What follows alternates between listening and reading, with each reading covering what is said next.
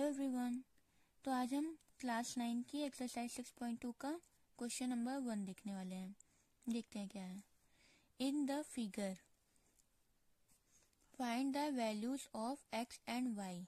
हमें क्या करना है, एक्स और वाई की वैल्यू फाइंड करना है and then show that A B parallel to C D. और हमें ये भी शो करना है कि ए बी क्या है, सी डी के पैरेलल है।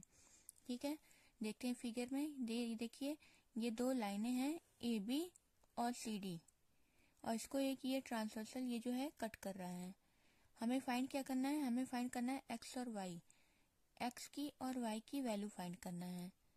और इसके अलावा हमें ये भी प्रूफ करना है कि A B parallel to C D है, ए बी सी डी के पैरेलल है। ठीक है, तो सबसे पहले अगर हम इस ट्रांसवर्सल वाली लाइन पर देखें, इसको कुछ नेम दे देते हैं। चलिए यहाँ पे डाल देते हैं पी, यहाँ डाल देते हैं क्यू। ठीक है, अगर हम इस पी क्यू लाइन पर देखें तो पी क्यू लाइन पर यहाँ से पी क्यू लाइन के इस पॉइंट पर यहाँ एक जो है रे फॉर्म हो रही है। तो इस रे से इस स्ट्रेट लाइन पर यहाँ दो एंगल बन रहे हैं। तो इन दोनों एंगल का सम क्या होगा, 180 डिग्री होगा। क्यों होगा, क्योंकि ये हमारे लीनियर पेयर की प्रॉपर्टी है। ठीक है, तो हम इसको यहाँ पे लिखते हैं on line P Q.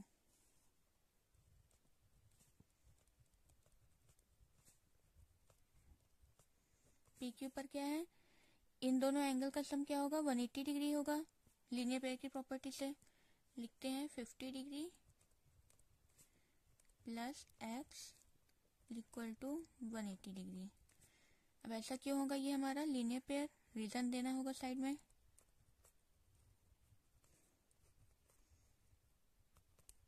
Linear pair की प्रॉपर्टी से अब यहाँ से हम x की अगर हमें वैल्यू निकालना हो तो 50 उसके साथ प्लस में है, और 50 को हम दूसरी साइड ले जाएंगे तो क्या हो जाएगा, माइनस में हो जाएगा। तो x की वैल्यू यहाँ से हम निकाल लेते हैं 180 डिग्री माइनस 50 डिग्री, क्या आ जाएगा 130 डिग्री। ठीक, तो x की वैल्यू हमारी क्या आ गई, 130 डिग्री। ठीक है, अब हमें y की वैल्यू निकाला है। फिगर में देखते हैं, ये देखते हैं कि ये जो लाइन एक पी क्यू है और ये जो लाइन सी डी है, ये दोनों क्या है, इंटरसेक्टिंग लाइन्स हैं।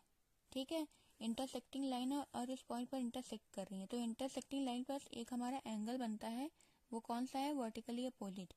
तो ये जो y है और ये 130 है, दोनों क्या होंगे, आपस में इक्वल होंगे, क्योंकि ये क्या है, वर्टिकली अपोजिट है। ठीक है, तो हम यहाँ लिखते हैं since y is equal to 130 degree.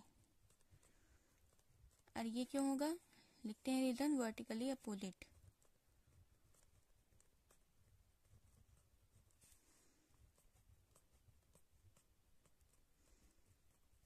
ठीक है, तो वर्टिकली अपोजिट आ गया।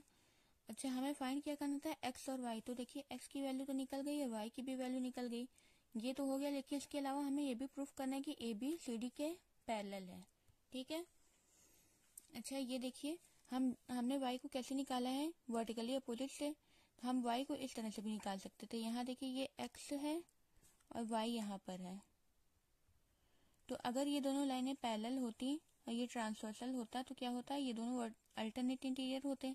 लेकिन हमें प्रूफ क्या करना है कि ये दोनों पैरेलल है, ये हमें प्रूफ करना है, ऐसा पहले से दिया नहीं है।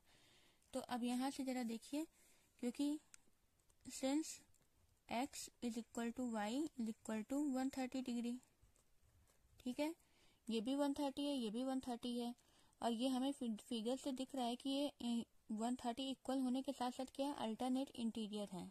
ठीक है, तो हम यहाँ पे लिखेंगे which is also alternate interior.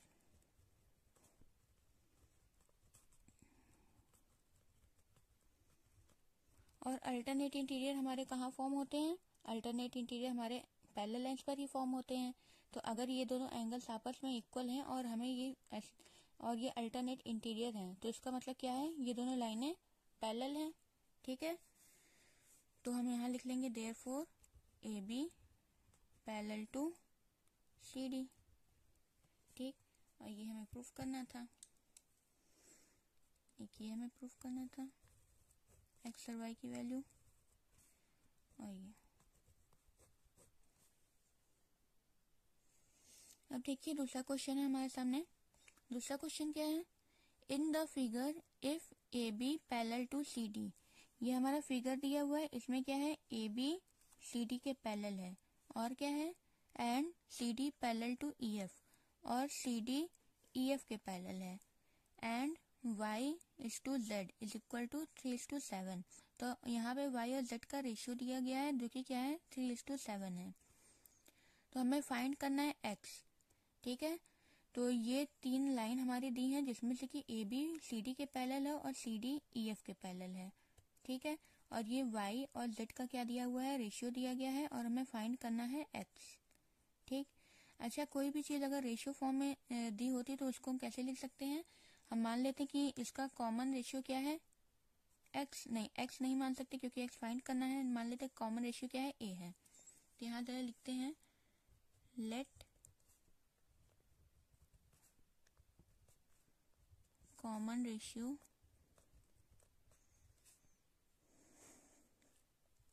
Is a। मान लेते हैं कॉमन रेशियो क्या है, a है। तो क्या हो जाएगा, therefore y equal to 3a और z इक्वल टू 7 है, ये हो जाएगा, ठीक है। और अब इधर आते हैं हम। यहाँ देखिए हमें दिया है कि ए बी सी डी के पैरेलल है और सी डी ई एफ के पैरेलल है। तो एक हमने थ्योरम पढ़ा था 6.6, ठीक है। तो उस थ्योरम में क्या था कि अगर दो लाइनें किसी एक कॉमन लाइन के पैरेलल है तो वो दोनों लाइनें भी क्या होती हैं, आपस में पैरेलल होती हैं। तो इसका मतलब क्या है कि अगर ये इसके पैरेलल है और ये भी इसी के पैरेलल है तो ये दोनों भी लाइनें भी आपस में क्या होंगी, पैरेलल होंगी, ठीक है। और ये तीनों भी तब आपस में पैरेलल होंगे। यहाँ हम लिख लेते हैं, since A B parallel to C D parallel to E F, ये तीनों आपस में पैरेलल होंगे। क्यों होंगे, हमारा जो थ्योरम 6.6 है उसमें यही बताया गया था कि अगर दो लाइनें हैं वो किसी कॉमन लाइन के पैरेलल है तो वो दोनों लाइनें भी क्या होंगी, आपस में पैरेलल होंगी। तो अगर ए बी सी डी के पैरेलल है और सी डी ई एफ के पैरेलल है तो क्या होगा, ए बी सी डी और ई एफ तीनों आपस में पैरेलल होगा, ठीक है। अब ये क्यों होगा, यहाँ पे ये हमारा थ्योरम है ना 6.6, तो हम उसको यहाँ पे रीजन में लिख लेते हैं।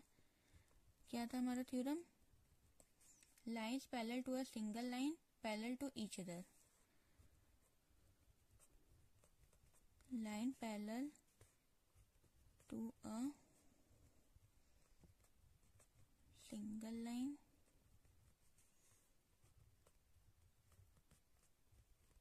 पैरेलल टू ईच अदर,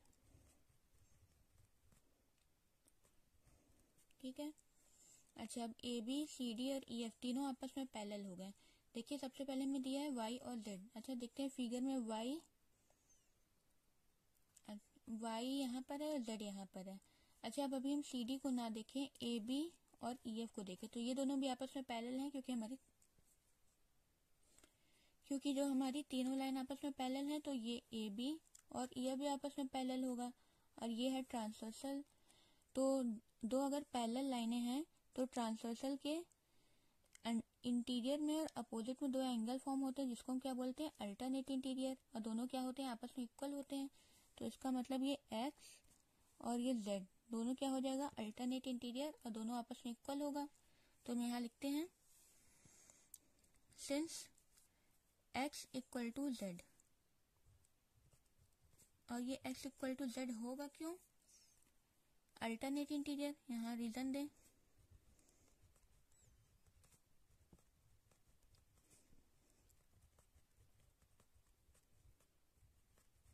ठीक है, तो अभी तो यहाँ हमें कुछ नहीं मिला। अब हम जरा इस लाइन पर आते हैं, ए बी और सी डी पर, ये दोनों पैरेलल लाइन है, ट्रांसवर्सल सेम है। और यहाँ भी देखिए जो एक्स और वाई है ये दोनों मिलकर कौन से एंगल बनाएंगे, ये दोनों हम इन्हें बोल सकते हैं को interior, consecutive interior. Consecutive interior angle क्या होते हैं, उन दोनों का सम 180 डिग्री होता है। तो हम लिख सकते हैं x plus y is equal to 180 degree. यहाँ लिखते हैं and x plus y is equal to 180 degree. ये क्यों है, रीजन देंगे, क्या है, को इंटीरियर।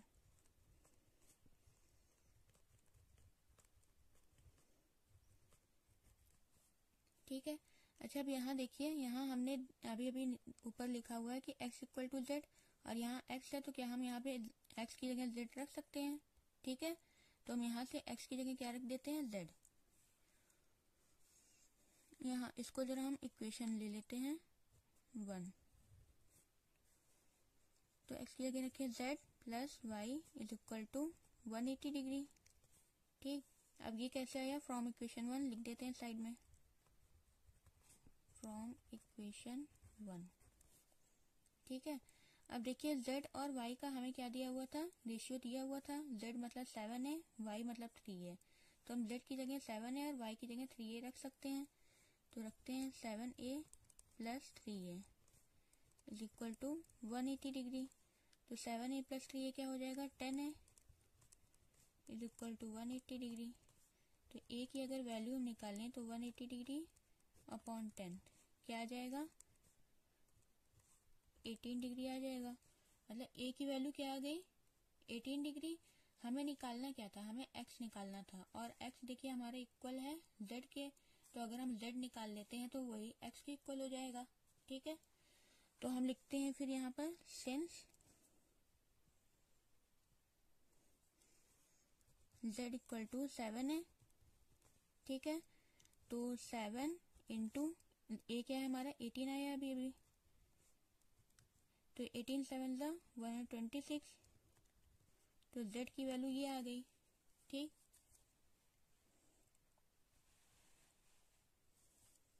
और क्योंकि x इक्वल टू z है हमारा, यहाँ लिख लेते हैं since therefore x equal to 126 degree. अब ये क्यों होगा, इसको हम यहाँ लिख लेते हैं फ्रॉम इक्वेशन 1। ठीक है, z की वैल्यू हमारी आ गई, और क्योंकि z इक्वल है x के, तो x की भी वैल्यू वही होगी जो z की होगी, इसलिए हमने लिख लिया कि अगर z की वैल्यू 126 आ गई तो therefore x equal to 126 degree from equation 1। ठीक है, तो ये इस तरह से हमारी x की वैल्यू आ गई।